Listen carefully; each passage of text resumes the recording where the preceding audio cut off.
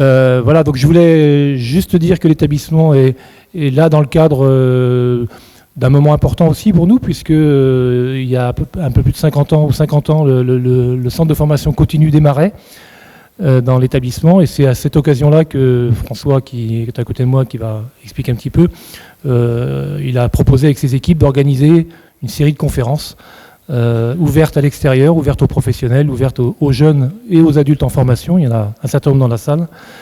D'où l'intérêt d'avoir un outil et un lieu où on peut se regrouper, discuter, débattre des enjeux de nos métiers et de nos sociétés de demain. Voilà, donc j'en dis pas plus. Pour ceux qui ne nous connaîtraient pas, il n'y en a peut-être pas beaucoup dans la salle, je pense. Je ne vous fais pas l'affront de présenter tout l'établissement, mais on a ici 500 jeunes en formation initiale, un peu plus de 150 000 heures stagiaires adultes par an, 180 jeunes en apprentissage. Donc voilà, c'est un établissement qui a formé et qui continue à former les professionnels de demain, notamment sur le Maine-et-Loire, mais pas forcément, mais parfois plus, parce qu'on a des jeunes qui vont aussi travailler, bien évidemment, à l'extérieur.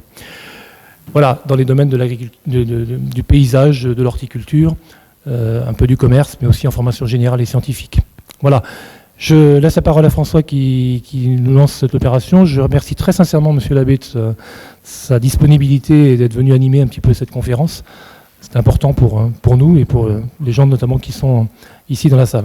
Voilà François, à toi l'honneur d'ouvrir un peu plus précisément. Merci Philippe.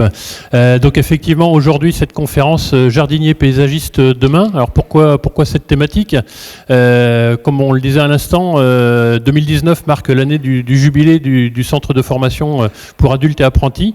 Et en 1969 à sa création, la première formation qui a ouvert était un brevet professionnel de jardinier, un brevet professionnel espace vert. Et donc ça a vraiment été l'acte fondateur du centre de formation et je dirais, constitue l'ADN de nos activités.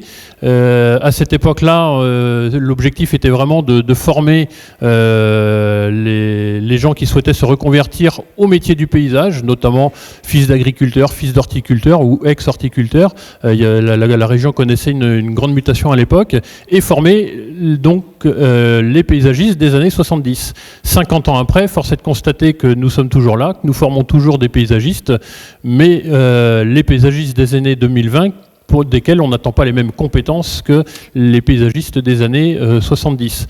On ne va pas en refaire tout le cheminement, mais effectivement, ces 2-3 dernières décennies, il y a eu un certain nombre d'éléments de contexte entre Rio, l'agenda 21, le Grenelle de l'environnement. Tout ça a été porteur de certaines évolutions des pratiques professionnelles, notamment en ce qui nous concerne. Et puis la loi Labbé, elle aussi, impacte grandement les pratiques professionnelles.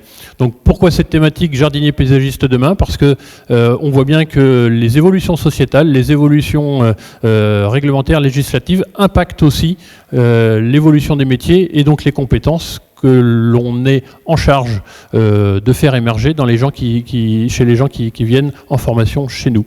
Il nous semblait intéressant donc de réunir différents acteurs sur cette question du zéro phyto et de la biodiversité, pour ne pas réduire que à la question des phytos. Donc je renouvelle mes remerciements à Joël Labbé.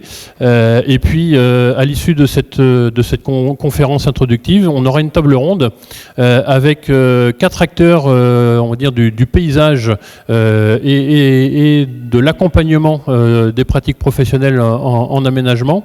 Arnaud Delacroix, architecte paysagiste spécialisé en éco-paysage. Vincent Mahé, donc directeur adjoint du CPIE Loire-Anjou, qui accompagne les collectivités et puis les entreprises également.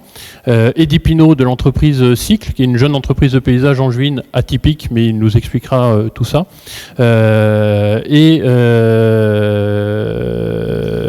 Joël Labbé, effectivement, à la table ronde. Voilà. Cette table ronde sera animée par Yves Blin de l'ADRAF.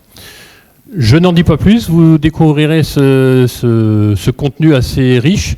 L'objectif étant aussi d'avoir des échanges avec la salle, donc la parole vous sera donnée à l'issue de la table ronde, et puis à l'issue de la conclusion donnée par Olivier Plancheneau, président de l'Union nationale des entreprises de paysage pour la section régionale Pays de la Loire, nous nous retrouverons autour d'un verre pour un moment de convivialité.